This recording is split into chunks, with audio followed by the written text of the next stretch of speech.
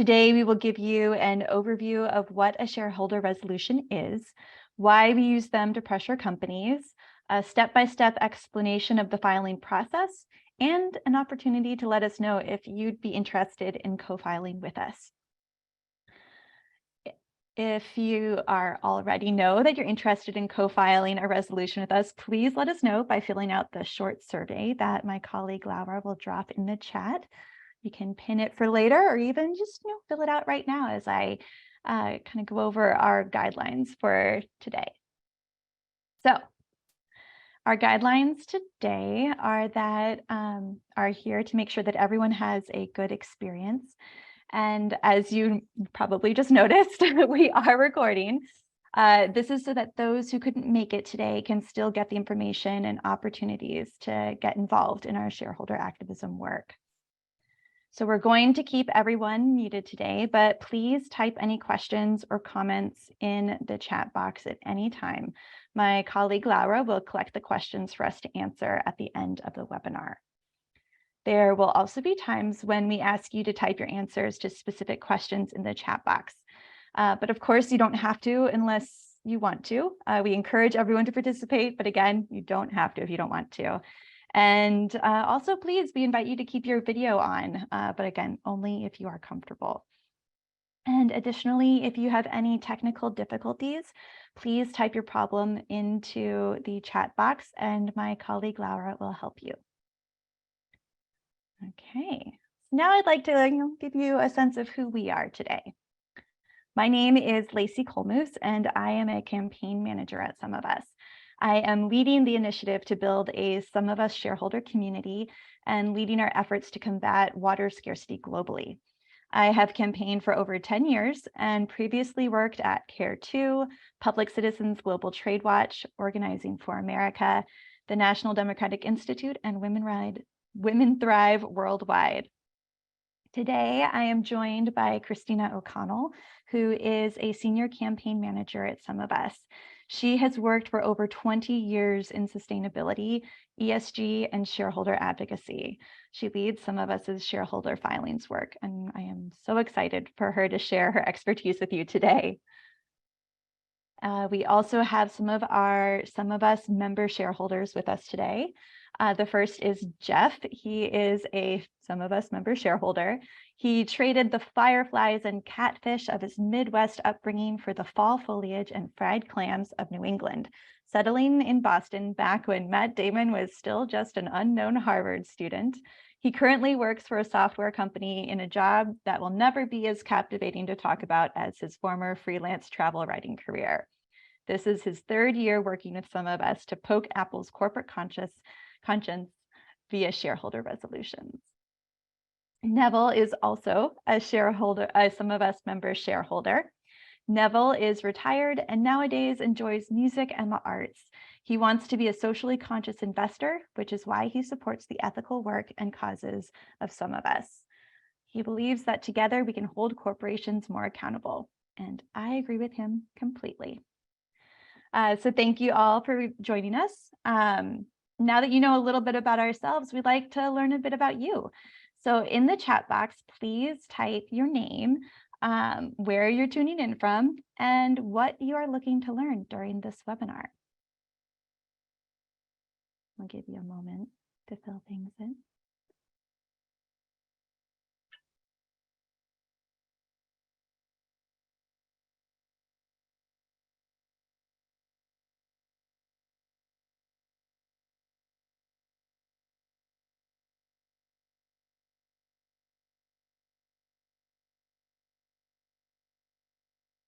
The first typing is challenging sometimes.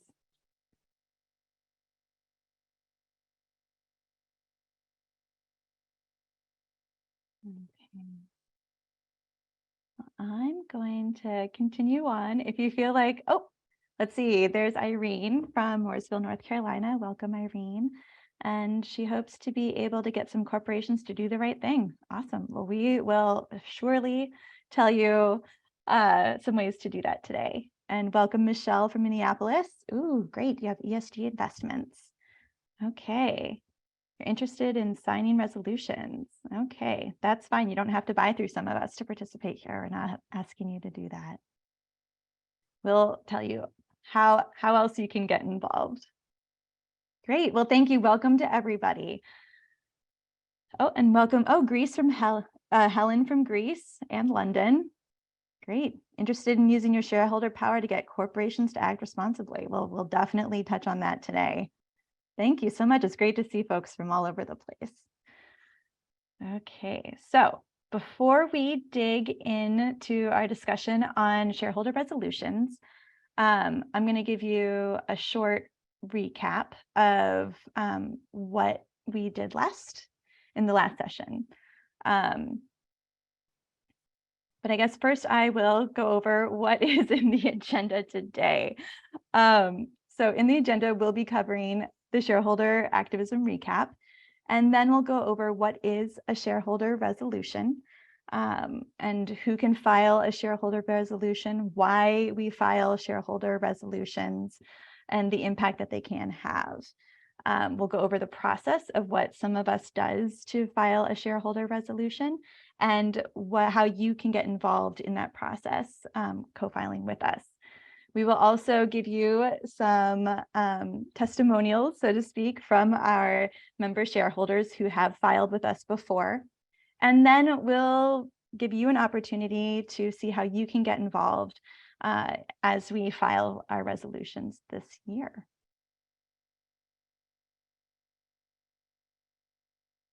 Okay, and now I will now I will kind of give a recap of what we talked about a little bit in the last session. So in last week's webinar, we covered what is shareholder activism. And if you missed it and want a more in-depth discussion of what shareholder activism is, with some examples of SumOfUs shareholder activism campaigns, please check out the recording. Laura will put the link in the chat box. We'll make that link available to you at the end of the session as well, and I'll send an email with the link. So shareholder activism is a range of activities that shareholders of a publicly traded company can undertake with the objective of promoting change within the company. And they can be letters that you send to a corporation, or open letters that hundreds or thousands of shareholders sign on to, demanding that corporations change a policy or behavior. They can be meetings with the corporation. These are often tied to petition deliveries or a shareholder resolution, but they don't necessarily have to be.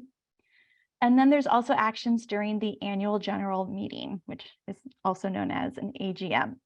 You can ask questions during an AGM. Voting is a really important part for a shareholder to take on during an AGM.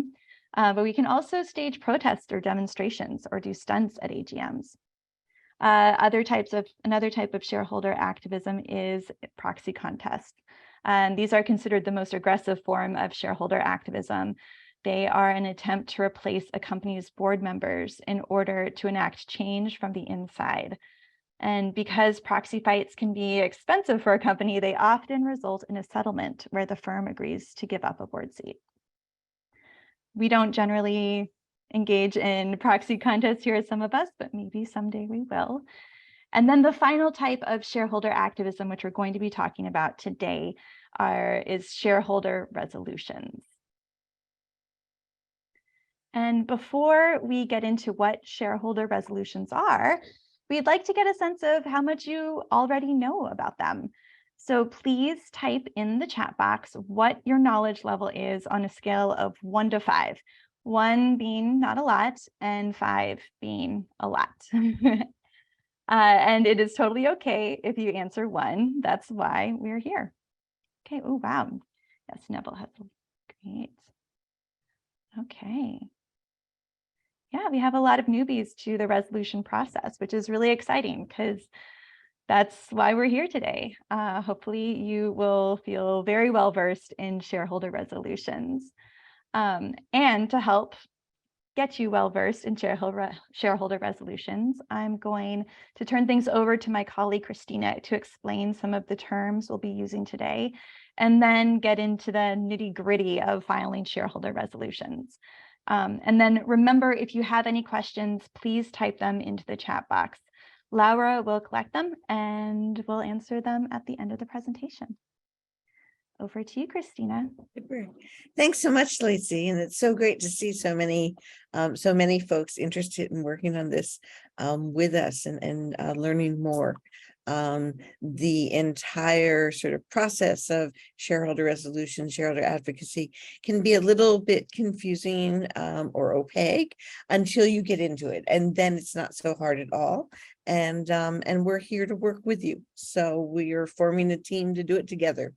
The first thing to talk about is just sort of what the point is of an annual meeting or an AGM. So the annual general meeting is the time once a year when the board of directors gets together with the shareholders and reviews a number of issues that need or legally should have shareholder approval. Corporations, to some degree, this is stretching it a bit, but to some degree, are democracies in which if you're an investor, you have a vote.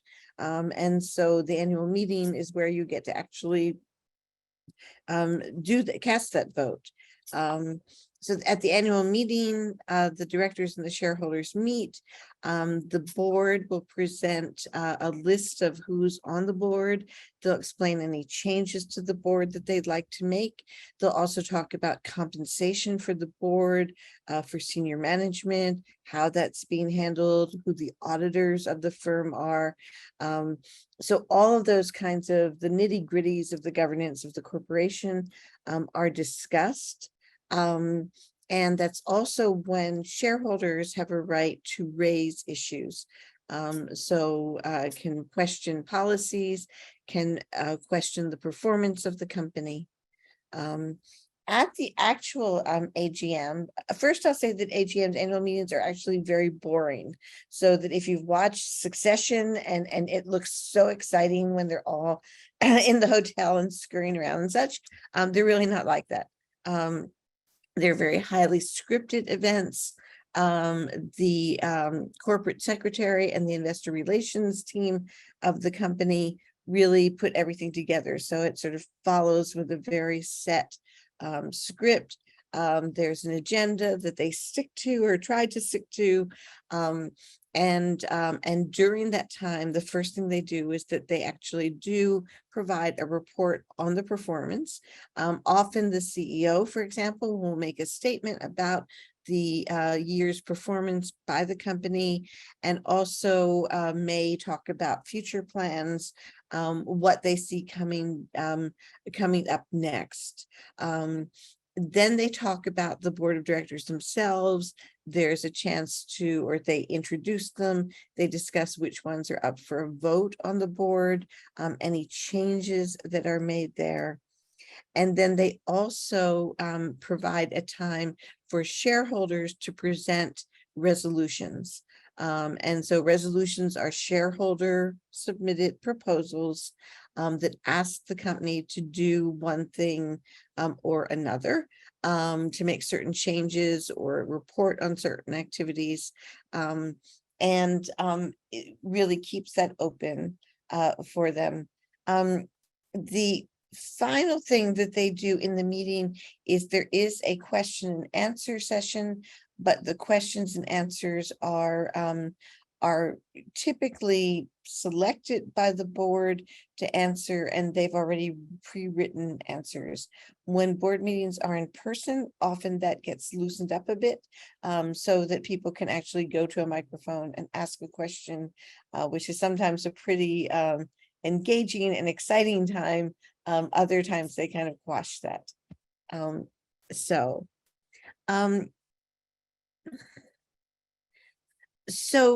We were wondering if folks know what a shareholder resolution itself is.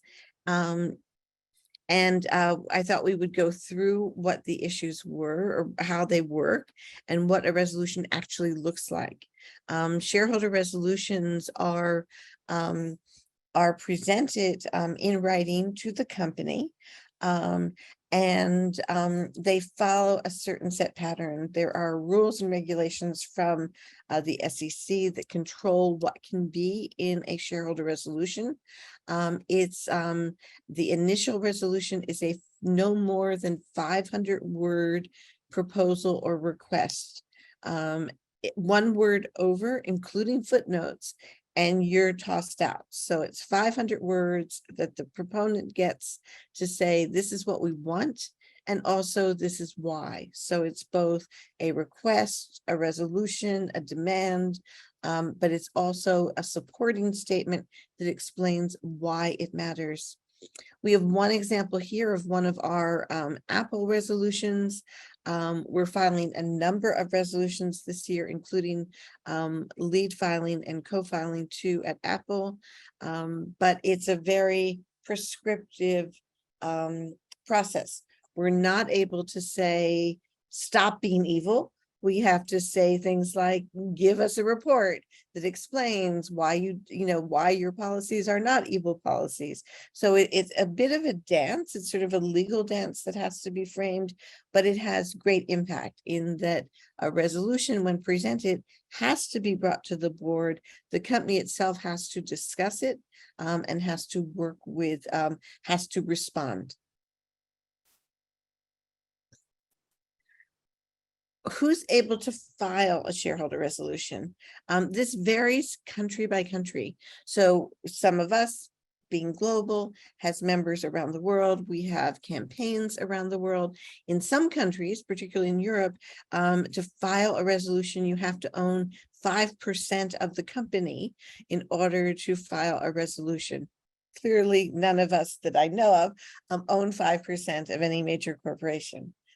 In Canada, the rules are somewhat looser than in the US, but in the US, where we file most of our resolutions, you have to have held a certain amount of shares for a certain amount of time. And those shares have to be directly held. It can't be your mutual fund owns lots of Apple stock, and therefore you should be able to be part of the shareholder resolution. It has to be you have purchased a certain amount of Apple shares, and you work with a bank or a broker or a kind of virtual broker in order to handle those. And so the amounts that are needed vary, as I said, by year as well. So if you've only held your shares for a year, it's $25,000 worth of shares that you have to hold. If you've held them for 2 years, it's $15,000. And if it's 3 years or more, it's $2,000 worth of shares. The SEC at times changes this, but this is the current rule on this. It's been tightened up and loosened up several different times. So 1 year, 25,000, 2 years, 15,000, 3 years or more, 2,000. And in that case, you can then file. You also can't, so we can't put together like 10 people who each own $200 worth. It has to be your own individual holdings that are that amount.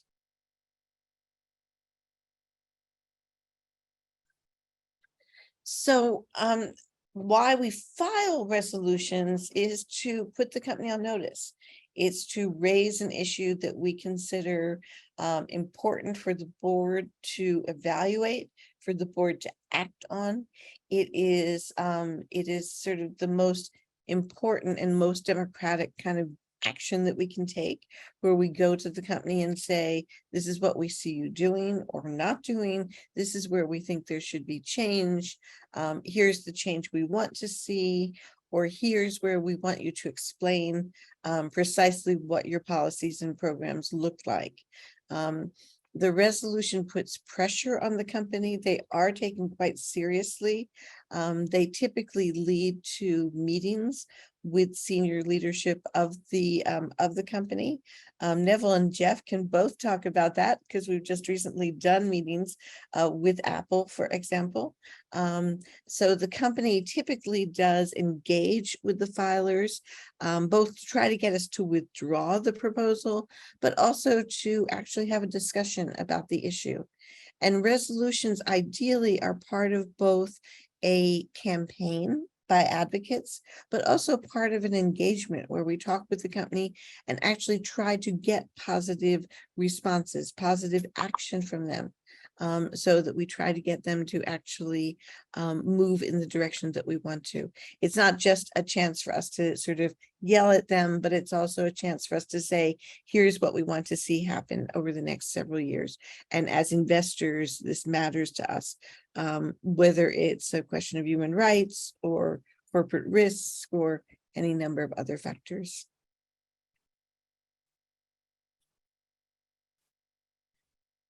The process, and this is my current life at the moment, so the process of filing a shareholder resolution is somewhat complex, but that's why we're here, is that we'll take care of this for you. So don't worry as we look at this. The first thing is that we have to identify the topic or the issue that we want to raise.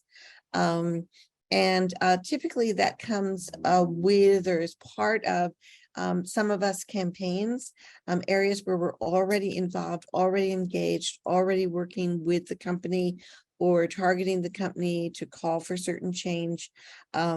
Last year, we were part of a filing with Meta, with Facebook, to ask for a report on the human rights impacts of a metaverse.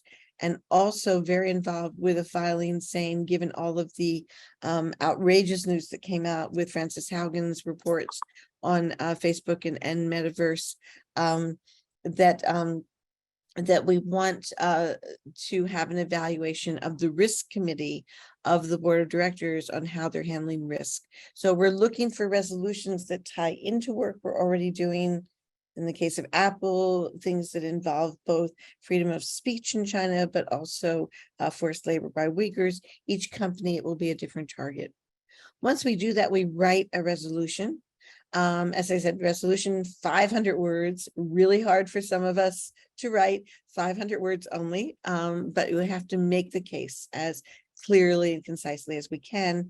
We work with attorneys when we're doing this. So I typically do the initial draft and then work with the attorney to go back and forth on whether the language is the right language to get it past the SEC, etc. And we work both in Canada and in the US with attorneys who are very, very committed to shareholder activism. Our attorney in the US has been doing this for 40 years and is astonishing in terms of his experience. Our one in Canada is also equally talented at this. So we work to make sure that the resolution is well drafted. It meets all the kind of criteria. And then we actually file it. We'll come back to filing it in a few minutes because that's where you come in. The company then, once it's filed, has a period of time in which they can say this shouldn't be allowed. So they can say, oh, we already did this.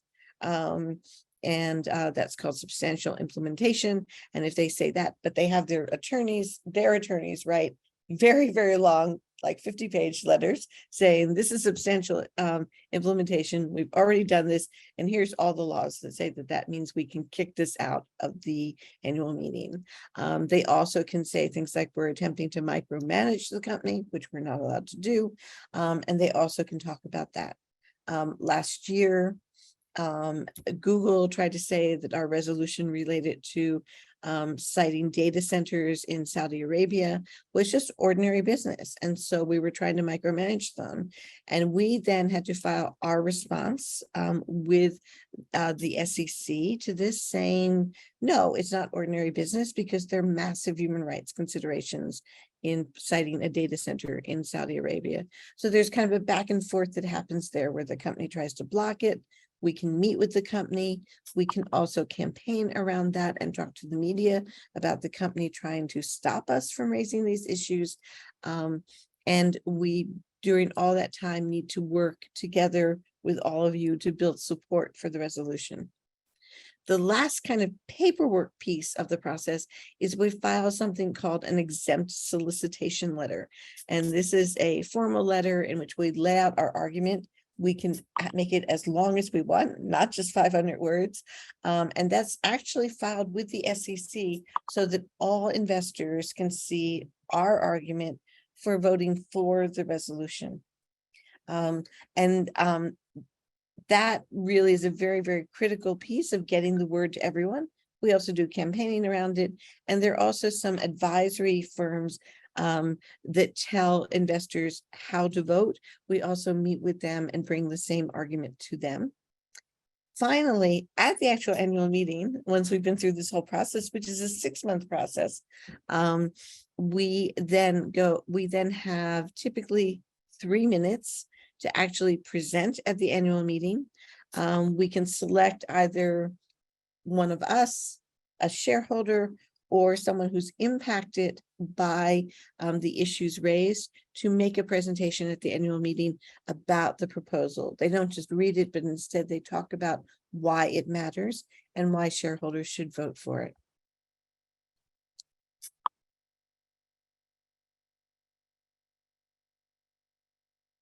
Now, when we're filing and we have to have filers who have the right amount of shares for the right amount of time, we at SumOfUs own some shares in some companies, but typically not at the moment enough shares to file at all the companies that we're interested in addressing through shareholder resolutions as part of our work. And we want to make sure that you as members get to be part of this entire process. So your role, if you want to be involved in shareholder resolutions, is critical. One is we typically need someone to be the lead filer of the resolution, and they kind of become the top name. We act as representatives so that you don't have to be the attorney on this.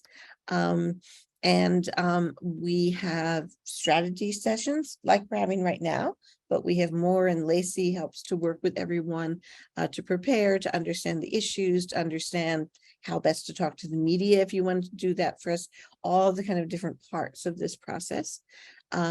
We need you to look at the resolution and make sure that you think it's a good resolution to back.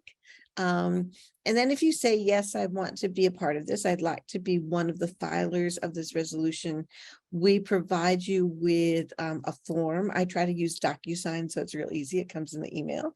And you sign the form that says that you're supporting this proposal and you want the board to address it.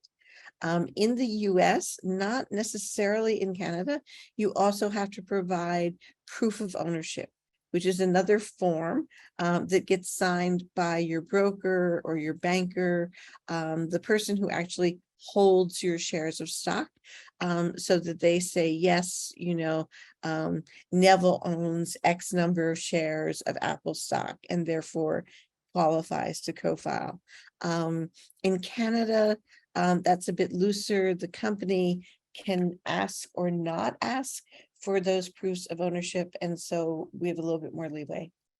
But that's the sort of key process of doing this, which is not as complicated as all the steps that came before. Thank you so much, Christina. I see that we already have a lot of questions. Don't worry. Laura is collecting those and will answer all of them at the end of the session. So please do keep the questions coming. These are really great. So as you can see, the process for filing shareholder resolutions is a long one, but in order to co-file with SumOfUs, it's not actually a long, time-consuming, scary process. It's actually quite manageable. And we'd love for you to co-file with us. But I'm not going to ask you to take our word for how easy it is and not scary it is to co-file a resolution with us. I'm going to have Jeff and Neville, our two member shareholders,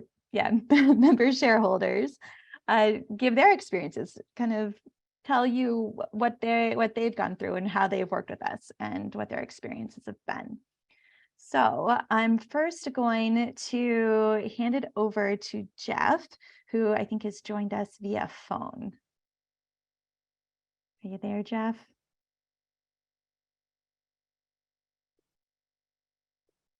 I think we have to take you off mute. Okay, it looks like Jeff may be having some technical difficulties. So Neville, let's start with you. Can you share your experiences with us? Sure. Thanks, Lacey. So this was the first time that I had filed a shareholder resolution like this, and I must say that the SumOfUs team really makes it very convenient and easy, because they do all of the legwork for me, because they will provide me with, the background, the information, the resolution, of course, itself, and there are even templates which I can use, and they will even assist me in when I need to go to my broker to, get that letter signed indicating that I do indeed own shares of the particular corporation, in this case, Apple. And so it's a very step-by-step process, and you just kind of follow it. A lot of hand holding, so don't be kind of nervous if you've never done anything like this. And in fact, a couple of weeks ago, I participated for the first time in a meeting with some representatives from Apple, and I even asked a question. And again, that was because, I was given background information, so I felt comfortable enough in questioning the lawyer for further information. And so I would highly encourage everybody to participate. And as I said, you will have the backing of the SumOfUs team, and they're a great team to work with. They have done this before, so don't be reluctant. And if you have any questions, just ask them. Thank you so much, Neville. It's been really great working with you to co-file resolutions and then to do other things like attend meetings with the company. Okay, let's see. Jeff, are you able to talk and share your experiences? Looks like those technical difficulties are still happening. So we're going to continue on, and maybe Jeff, if you can tell us in the text box if you're able to talk and share your experience with experiences with us, because Jeff too has filed with us, and he was even trained to be a media spokesperson last year, and he also attended a meeting with Apple. So it's been really great working with him as well. Okay, so now that you've kind of gotten all the nitty-gritty details of how to file a shareholder resolution, what it takes to file a shareholder resolution, who can file a shareholder resolution, I'd like to ask you again, how would you rate your understanding of shareholder resolutions and how to co-file one with SumOfUs? You can put it in the chat box again, 1 to 5. Great. Already seeing an increase in those numbers. Nice. Yay, I love to see this. It tells us that we're doing our job here. Thank you. So now I'd like to kind of switch gears a little bit to talk about the specifics of how you can get involved right now this year with co-filing shareholder resolutions with SumOfUs. So as you saw, we already filed our Apple shareholder resolutions for this year. There were 2 of them with the help of Neville and Jeff. But we have a lot of resolutions planned for the next year in addition to the Apple resolutions.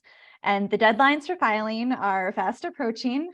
So those deadlines for the companies that will be filing resolutions for, we're doing it for Scotiabank, Alphabet, Meta, PayPal, Bank of Montreal, and Procter & Gamble. So please, if you know you own any of these shares and you're interested in co-filing a resolution with us, please fill out the survey. The link will be in the chat box, and let us know if you'd be interested in co-filing with us this year. But even if you own shares in other companies and are interested in co-filing with us, you should still fill out the survey. There's still time to file resolutions for other companies. And even if we don't file with the company that you hold shares with this year, we will still need co-filers for next year. And also, if you don't own enough shares to co-file a resolution, there are so many other ways you can get involved as well.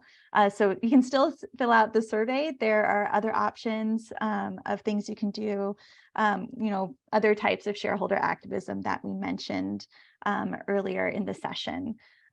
So don't worry, if you don't have enough shares, there are plenty of opportunities for you to get involved, make a difference. And we'd love to welcome you into our strategy sessions to talk more about what those actions are. So here we go. So again, the next steps for getting involved are to fill out the survey. And also, if you want to get more in-depth understanding of, what are the different types of shareholder activism in addition to filing a resolution, check out the recording from last week's What is Shareholder Activism webinar. You can get a sense of what those things are, how you can get involved in addition to or instead of co-filing with us, because every little bit helps and has an impact. Some of us has had a lot of success with shareholder resolutions. That's another reason why we continue to do this. It's really impactful, and it's really a way for anybody who wants to get involved, regardless of where they are or their ability to, go places in person, their interest in speaking out in front of people, or their writing ability. There's a role for everybody. And that's what I really love about shareholder activism and, shareholder resolutions as well. So please take the survey and also check out the recording from last week's webinar as well. And now we will open the floor to questions. And there have been a lot of really great questions already. So Laura is going to start there by kind of asking the questions out loud that you've already put into the chat box. But still, feel free to add some more questions. Yeah, thanks everyone for your great questions. So the first one is, I sign proxies for my shares quite often, but I don't own that much stock, so I guess I can't do a resolution.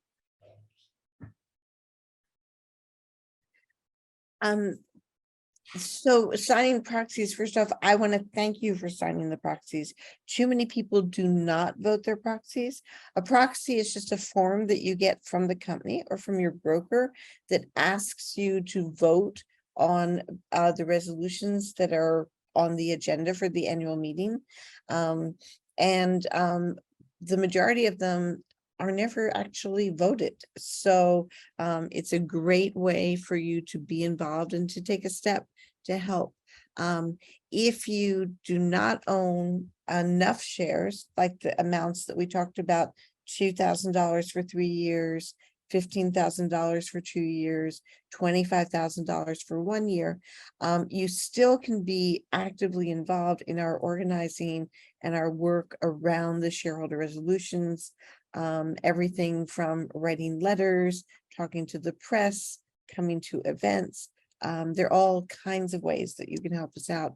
We really need a whole group of people to work on this, not just the folks who own enough shares. Great. So we have another question related to mutual funds.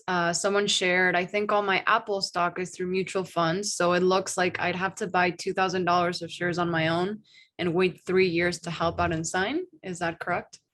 Unfortunately, yes. Mutual fund shares you don't have a vote. But your broker votes sort of on your behalf.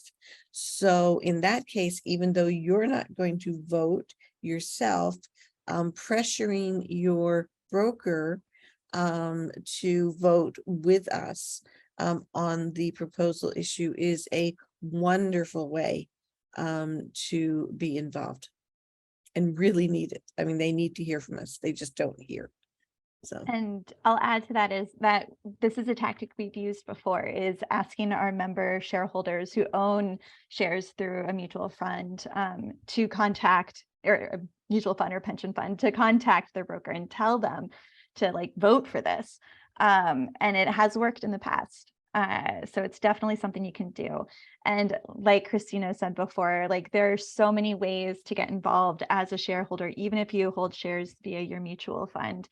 You know, can write letters, you can, you know, attend an AGM if they're ever in person again. You can do stunts outside or protests if that's your thing. You can write op-eds. There's just so many different ways. And then also we are a member-led organization. So we want to hear what you think we should do to have an impact on these corporations. So coming to a strategy session, Jeff and Neville have come to many strategy sessions with me and Christina and given some really good ideas for how to, you know, get more shareholders involved, how to, you know, harness the power of shareholders to have an impact on these companies beyond the shareholder resolutions. Actually, it was their idea to have these webinars. So thank you, Jeff and Neville, for this great idea. So please, you know, whether you own shares in mutual funds or, you know, you own them individually, there's a place for you in this type of work, and we'd love to see you at strategy sessions. I'm going to take some recent questions because they're just clarifying questions on this. So by a broker, do you mean a mutual fund manager or a financial advisor who buys the mutual funds? so by broker, I mean the broker who you actually work with to buy shares. If you work with a mutual fund, you want to address the mutual fund manager. So you want to let them know how you want your shares, how you want your interest voted when they place the vote. Perfect. Okay, so another question is, what are the UK rules for submitting a shareholder resolution? I don't know those. One of the things that we're working on this year is putting together information about the requirements in each country for filing shareholder resolutions, since they vary so much. And that's one we're looking into. And I'm happy to get back to folks on that. So I don't know if we have a list of who's asked what, but I will get an answer and get a response. Yeah, and I also want to say, like, if you are based in the UK but own stocks in a company that, you know, is based in the US or is on the US stock exchange, like the US rules apply. Yeah. Just want to clarify that. That's right, Christina, right? I'm not saying Yes, no, anything that's wrong. that's exactly right. And in fact, we often collaborate with folks at like Friends Providence and Provident in the UK and other organizations in the UK who are addressing issues at companies that are headquartered in the US. So there's a lot of collaboration on that. So many of the issues that we all care about involve companies that are headquartered in the US, and therefore this is the right place to kind of go after them, even if some of the issues or some of their activities are not, or many of their activities are not. In fact, we're looking at, we're not yet filing, but we're considering filing, being involved with something related to Uber. Because of our French team who are working on issues with Uber in France. And so if anyone owns Uber stock, we may love to talk to you soon. We're discussing that. So there are lots of ways in which this works. Great. This might have been answered already, but to be a co-filer, do you need to own shares in the company? Can some of us piggyback on our shares as co-filer? We're not able to piggyback, so you have to personally own enough shares to qualify as a filer. So there are some countries where it's allowed to aggregate, but that's not the case here. Perfect. Another question on owning stocks. So there seems are levels of stock ownership and time held to file. Can you go over if it is simply not 2,000 in 6 months? 2006 months is true in Canada. At least under some, this is why this is all an adventure to some degree, and why we talk to attorneys. In Canada, under certain investment regulations, you only need to hold $2,000 worth of shares for 6 months. So for example, we're filing at Scotiabank, and under the Canadian Bank Act, it's $2,000 worth of shares for 6 months that counts. But in the US, it would be at least $25,000 for 1 year, or go down over more time.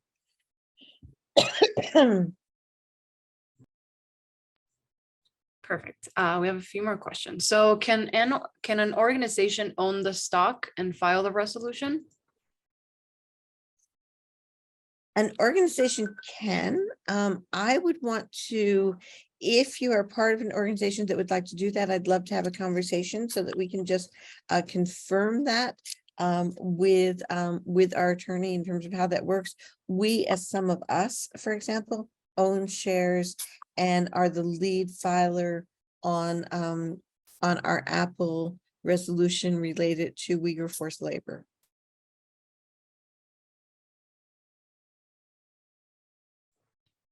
Great. Keep sending your questions to everyone too if you have more. We have a couple more. So can we share with you the ESG mutual funds we own, and you can alert us to issues we need to pressure them on? That would be a full-time job at the moment. There are so many ESG funds, which is great. Makes me very happy. And look in the near future for us doing some campaigning and work around the pushback to ESG that's coming in the US. So that's something that we're also very involved in working on. We don't have such a dashboard. However, there's a great, and I believe there was also a question submitted where someone was asking about a sort of scoreboard or tracker related to companies and shareholder resolutions in progress. There are sort of two answers. One is there's an organization called ICCR, which started as a religious organization or a coalition of religious pension funds. It's now much broader, that we're very active members of. And ICCR is very involved in company engagements and shareholder resolutions and kind of guiding people through this and getting people connected up to file resolutions. So major asset managers and such. They typically, their website is iccr.org. We'll send this out in a follow-up with links. And they provide kind of overviews of resolutions that are being filed, how they've done each year, etc. There's also an organization called As You Sow, SOW. And As You Sow puts together a preview of the proxy season and a review of the proxy season. And you can sign up. It's free to register with them. You can read their reports. They'll show you kind of what issues are being addressed in shareholder resolutions. And then after the annual meeting season, they will say, here's how the votes went. Here's what's winning. Here's what's losing. I should say that most shareholder resolutions do not win, at least at the beginning. It often takes several years of refiling to build enough pressure on the company to win. And even when they don't win, we often get the company to take action, even when the vote is maybe 40% for. So it's not just a win-lose kind of thing. It's a pressure that makes the board take action. But As You Sow's preview and review reports are very valuable in terms of gain a feel for all of the work that's being done around this and the different companies that are involved. Great. We have one last question, and maybe this was already answered too. But someone said, I still don't know how much stock I need to own before I can co-file. Sure. It all can be confusing. So, in the United States, you have to own $25,000 worth of shares and have owned it for at least 1 year as of the date that we filed the resolution. If you've held shares for longer, the amount goes down. So then it's 15,000 for 2 years or 2,000 for 3 years or more. And this is actually, this level has been set this year. Last year, there were other numbers that could be used. So it really does change. The SEC controls this. And it partially depends on the degree to which the SEC wants to give shareholders more or less power. So under certain administrations, the SEC makes it harder.